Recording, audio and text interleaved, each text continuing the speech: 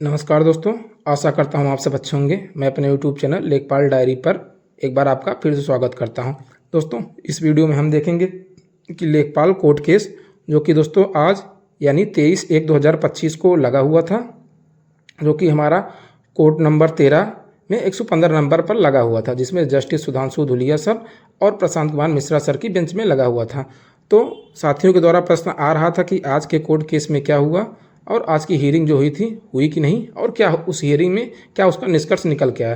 तो मैं बता दूं दोस्तों, इसमें कुछ खास हियरिंग में हुआ नहीं है और नेक्स्ट डेट ले ली गई है। SGI सर आपका वीडियो कॉन्फ्रेंस के माध्यम से जुड़े हुए थे। तो जैसा आपको मैं पहले ही बता चुका हूं कि इस केस में कोई खास प्रभाव जो सिलेक्टेड है उनके ऊपर नहीं पड़ने वाला, मैं इसको आपको पहले ही बता चुका हूँ। यदि आप मान के चलिए कि वर्स्ट केस कंडीशन कोई जनरेट होती है, तो यदि कोई एक आध प्रश्न है जो आयोग डिफेंड नहीं कर पाता, तो उस केस में क्या होगा कि सिलेक्टेड लोगों के ऊपर कोई प्रभाव नहीं पड़ने वाला है। आप ये मान के चलिए, क्योंकि जज साहब को SGI सर की जो सुपर न्यूमेरिक पोस्ट वाली बात है वो बहुत अच्छी तरीके से याद है। क्योंकि आप याद करिए कि जब कोई हियरिंग होती है तो उन्हें लेखपाल केस मतलब याद दिलाने के लिए हल्का सा, जब अगर कोई सुपर न्यूमेरिक पोस्ट की बात करते तक अच्छा वो कहते हैं, अच्छा SGI they said we are creating a super numeric post if something not went good. उन्होंने कहा था कि यदि अगर अच्छी मतलब कोई क्वेश्चन हम डिफेंड नहीं कर पाते हैं तो सुपर न्यूमेरिक पोस्ट से जज साहब को ये बात अच्छी तरीके से याद है।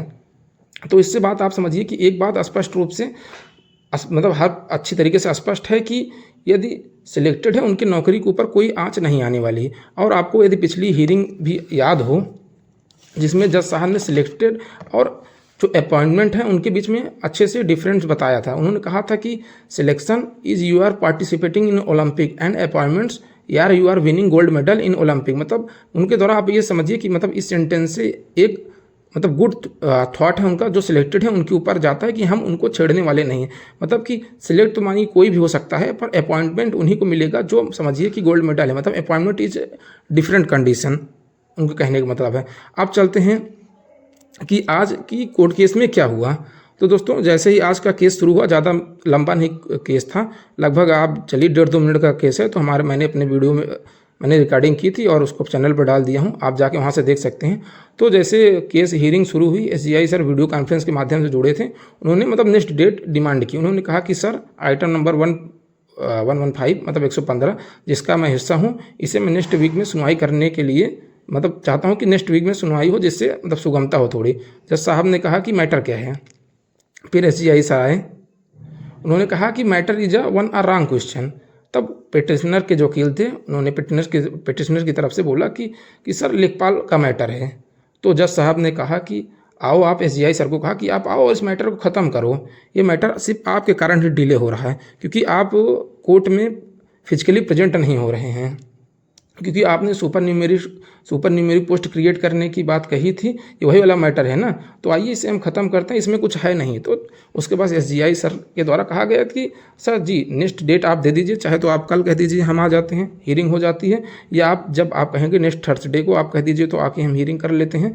आधा एक घंटे में मतलब आधा एक घंटे लगने वाला, उससे ज़्यादा मतलब मैक्सिमम। उन्होंने कहा आधा एक घंटा, उन्होंने कहा नहीं मैक्स मतलब हाफ एन आवर, उससे ज़्यादा नहीं लगने वाला। उसके बाद ये केस ख़त्म हो जाएगा। तो दोस्तों, इसमें आप ये समझ के चलिए कि पॉजिटिव चीज़ ही है कि जो सिलेक्टेड है उनके ऊपर कोई खास प्रभाव नहीं पड़ने वाला है, क्योंकि अगर मतलब डायरेक्टली उनके ऊपर उनकी नौकरी जो है वो पूरी तरीके से सेफ है, उनके ऊपर कोई प्रभाव नहीं पड़ने वाला है। आप लोग बिल्कुल भी निश्चिंत हो जाइए और कोई प्रश्न करने का कोई मतलब नहीं उत्पन्न होता। और आप ये चलिए अब इसमें देखते हैं दोस्तों, हमें नेक्स्ट डेट दे दी गई है, जो कि नेक्स्ट थर्सडे को 28 तारीख को हमें नेक्स्ट डेट दे दी गई है। तो देखते हैं अब केस में क्या होता है, क्योंकि अब आप ये मान चलिए नेक्स्ट डेट में SGI सर हमारे तरफ से या आयोग की तरफ से प्रेजेंट रहेंगे अपने क्वेश्चन को डिफेंड करने के लिए फिजिकली। तो अब देखते हैं क्या होता है नेक्स्ट डेट में। वैसे परेशान होने की कोई आवश्यकता नहीं है। दोस्तों, यदि आपको जानकारी अच्छी लगे तो चैनल को लाइक शेयर और सब्सक्राइब जरूर कर दीजिएगा।